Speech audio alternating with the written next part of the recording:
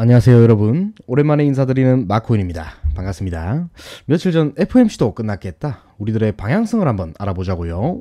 지금 가격적인 부분에서 단기 흐름은 좀 좋다고 보기 어렵습니다. 거래량도 그렇고 참 힘이 없는 상태예요. 일단 이슈거리가 좀 마땅히 없어요. 사골 우려먹듯이 소송 팩트라고 보기 힘든 그런 소송 내용이 좀 지겨운 내용이 전부이고요. 법정 다툼 얼마 안 남았다, 무슨 프라이빗 회의가 열리니, 이딴 소리는 이제는 지겹습니다. 이게 다 이 세력들의 농간이라고 보시면 돼요. 이런 걸로 시세 조작, 이 개미들 통수치는 아주 창의력 없는 패턴이다 이 말이죠. 그래도 얼마 전에 이 게리 겐슬러 이 SEC 위원장이 한 방 먹어가지고 기분은 좋습니다. 이번에 하도 설쳐대니까 대법원에서 그만 좀 하거라 라고 했었죠. 근데 결국은 이런 게 중요한 게 아니고요. 소송의 결과도 언제다 이런 추측성 기사와 내용뿐 팩트는 없습니다. 아마 판사도 언제 결론이 날 건지 스스로도 잘 모를 거라고 저는 생각을 합니다. 이거보다 좀 중요한 부분은 제가 앞전 영상에서 말씀드렸다시피 나무를 보지 말고 숲을 보셔라 이런 내용인데요. 먼저 기사 하나 좀 보고 가겠습니다. 모바일 결제 플랫폼 벤모 가상화폐 전송 기능 추가 계획 발표라는 내용이고요. 벤모는 페이팔 측에서 보유하고 있는 브레인트리라는 회사에서 운용하는 앱입니다.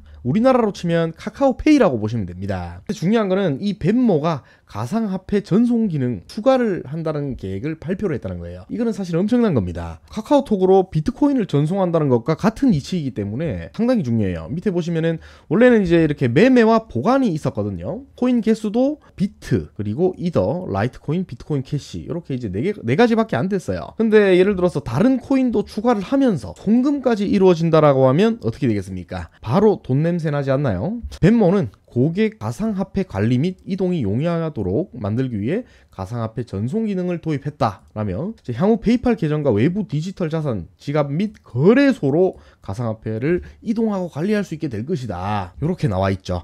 완전히 XRP 짭을 만들겠다는 겁니다. 물론 이렇게 이체 송금 관련해서 제도권에서 들어와주고 생태계가 커지면은 사용자들이 늘어나면서 순작용으로 갈 수 있게 되는 거는 맞습니다. 하지만 대형 경쟁자들이 하나둘씩 늘어나게 된다라고 하면 나중에는 우리들의 리플, XRP에 큰 위협이 될 수 있다는 겁니다. 어차피 파이가 원체 어마어마하게 커지다 보면은 서로 먹을 게 많겠지만 어떤 산업이든 수요의 리미트는 정해져 있잖아요. 피자가 이렇게 있으면 어차피 이렇게 갈라먹기 해야 된다 이 말입니다. 앞전 영상에서 말씀드린 패드나우 올해 여름에 이제 연준에서 내놓을 것이다 이런 말도 있고요. 그리고 이제 앞전에 JP 모간에서 JPM 코인 말고요, 오닉스라고 하는 생태계를 만들어낸 거는 대부분의 사람들 다 아실 겁니다. 이 프로젝트 오닉스라고 하는 프로젝트도 상당히 빠른 속도로 성장을 하고 있습니다. 이게 이제 읽어보시면 아시겠지만 리플과 굉장히 흡사합니다. 리플의 짝퉁 형식이죠. 그리고 벤모도 거의 이제 비슷한 형식으로 진화를 하고 있죠. 결론적으로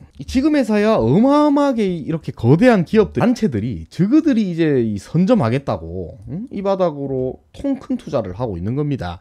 저그들이 봐도 돈이 될 것 같거든요. 혁명이니까 이런 것들이 나중에는 충분한 위협이 될 수 있다, 이런 말인 거죠. 이 블록체인을 이용해 가지고 그냥 전 세계의 금융을 하나로 이렇게 묶을 수 있다는 건 정말 사용자들 입장에서도 너무나도 편리하고 덜 귀찮은 그런 금융이라 말이죠. 혁명이다 이 말입니다. 좀 여기서 역사적인 이야기를 좀 하자면은, 사람들은 귀찮은 걸 정말 싫어해요. 제가 30대인데요 아버지 세대에는 내 통장에 돈을 이체를 하려면 은행에 직접 가야 했습니다.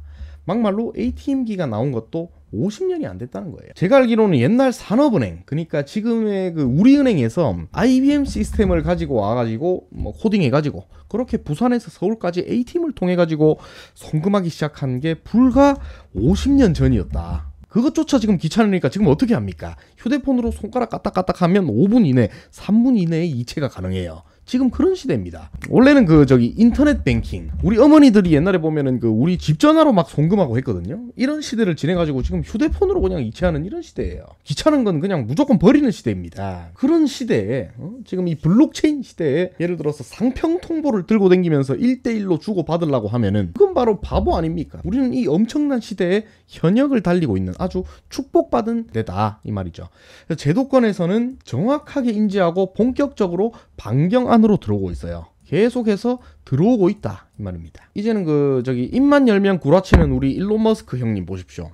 이 형님 때문에 도지코인 홀더들을 얼마나 많은 피해를 입었습니까? 트위터에다가 지금 금융을 담으려고 하는 겁니다. 제2의 페이팔을 만들겠다 이 말이죠. 일론 머스크가 트위터 최고 경영자가 세계 최대 금융기관 부상을 밝힌 가운데 트위터가 금융투자 연계 기능을 강화했다. 이의 핵심이 바로 블록체인, 코인이죠. 주식, 암호화폐 같은 금융거래를 연동한 사업 제휴를 일론 머스크의 트위터 인수 뒤 최대 성과라고 평가하는 목소리도 나온다. 이 굉장히 중요한 내용입니다. 일론 머스크도 이런 큰 그림을 그리고 있는 거예요. 하지만 바로 제가 계속 말씀드리는 디지털 화폐, 이 CBDC 쪽은 리플이 부동의 일입니다. 입지를 넘볼 수가 없고요. 연준도 그렇고 거대 기업이라든지 다른 프로젝트들도 현재 리플의 요 CBDC 이쪽 입지로까지 올라오려면은 천문학적인 그런 시간과 자금이 들어갈 것으로 보여요. 그래서 시간이 가면 갈수록 어차피 이 CBDC는 거스를 수 없는 그런 혁명이거든요. 이 XRP는 다이아몬드처럼 시간이 지나면 지날수록 반짝반짝 빛나는 그런 코인이 되지 않을까, 저는 개인적으로 좀 그렇게 예상을 합니다. 이대로만 쭉 가준다라고 하면 거의 뭐 필연적으로 찾아올 새로운 시대의 선봉장이 될 것으로 보여집니다. 우리 메가더 장군 같은 승리의 선봉장이 될 것으로 저는 믿어 의심치 않습니다. 좀 서론이 길었는데 현재 이 금융의 혁신이 다시 한번 시작되는 시기에 적어도 리플 홀더라면 XRP가 갖고 있는 본질적인 장점은 알고 투자하자는 겁니다. 다행히 리플 재단 측은 본인들이 가야 할 방향성을 정확하게 인지하고 정확하게 알고 있는 것 같습니다. 얼마 전에 보시면 컨센서스가 있었죠. 리플 부사장, 국가 간 결제 넘어 기업 간 결제 진출. 카와 M이라는 사람이 이제 이 리플 부사장인데요. 이분입니다. 컨센서스 현장에서 단연 눈에 띄었던 주제는 바로 결제, 페이먼트였다. 정확하게 알고 있죠. 이 부분을 보면 장점 인지 정확하게 잘 돼 있죠. 리플은 전 세계 금융기관과 결제 서비스 업체의 거래를 지원하는 네트워크 리플넷을 구축해 운영하고 있다. 리플넷 이후 현재 2천만 건에 달하는 거래를 처리했다. 규모로 따지면 300억 달러, 바로 40조 원. 이 XRP는 굉장히 이제 송금이 용이한 코인이기 때문에 누구의 포트폴리오에도 들어갈 수 있어요. 나중에는 70세, 80세 노인들도 이 리플을 가지고 있을 것이다. 왜냐면 이거 손자들한테 용돈을 리플로 줘야 되기 때문에 그 누구의 포트폴리오에도 리플이 들어갈 수 있다 이 말입니다. 지금만 해도 40조 원인데 얼마나 거대해지겠습니까? 그리고 보시면은 리플렛은 55개국 이상에서 뱅크 오브 아메리카, 사우디 브리티시 뱅크, 시암 상업은행 등 수백 명의 이용자를 보유하고 있다. 70개 국가에서는 지급 결제 기능을 제공 중이다. 그리고 맨 밑에 중요한 거죠. 국가 간 송금뿐만 아니고 기업 결제에도 많이 사용되고 있다. 원래 이 리플 XRP가 기업 결제에 사용되게끔 처음에 구상이 됐었어요. 밑에 이제 보시죠. 바로 리플 레저에 대한 내용입니다. 리플 레저는 이미 토큰 발행, 데스, 스마트 컨트랙트 등 다양한 기능을 개발하고 있다. 향후 다양한 웹3 사용 사례에 활용될 수 있을 것으로 기대한다. 웹3까지. 마지막으로 가장 중요한 장점이 바로 여기 나와 있습니다. 전통은행은 실물 현금이 있어야만 지급할 수 있기 때문에 거래 지연이 발생될 수밖에 없다. 리플은 자체 토큰인 SRP를 활용해 국가 간 법정 화폐를 연결하는 온디맨드 유동성 ODL이죠. 이거를 통해서 지연 문제를 해결하고 있다. 귀찮은 거 싫어하는 시대에 빠른 게 최고다 이 말이죠. 근데 지금 이제 가격적인 부분을 보시면은 조금 이제 상태가 별로 안 좋아요. 힘이 없어요. 그리고 중요한 거는 좀 거래량 자체가 막 그렇게 높지 않다는 겁니다. 작년 2022년도부터 해가지고 요 네모, 요 박스권 안에 갇혀 있어요. 박스권을 벗어나지 못하고 있습니다.